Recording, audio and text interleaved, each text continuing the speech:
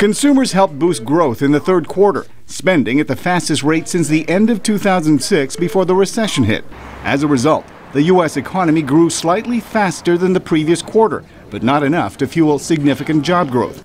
Speaking at a steel factory in Maryland, President Barack Obama said his policies are moving the economy in the right direction. But as we continue to dig out from the worst recession in 80 years, our mission is to accelerate that recovery and encourage more rapid growth so that businesses like this one can continue to prosper and we can get the millions of Americans who are still looking for jobs back to work. Nearly 15 million Americans are unemployed, and with frustration growing among voters, polls show that Republicans are likely to take control of the House of Representatives, severely reducing the president's ability to move forward with a middle-class agenda. But economist Dan Greenhouse at trading firm Miller Tabak says a Republican-led Congress would be good for the economy.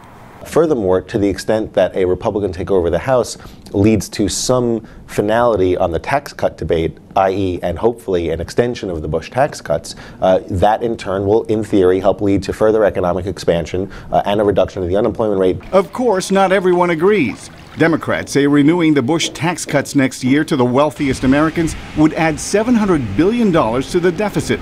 Professor Joe Foudy at New York University's School of Business says demand drives job growth, not lower taxes.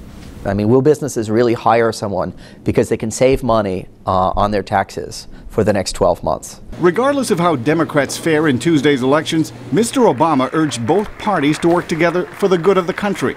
The political season is going to be over soon. And when it does, all of us are going to have a responsibility, Democrats and Republicans, to work together wherever we can to promote jobs and growth.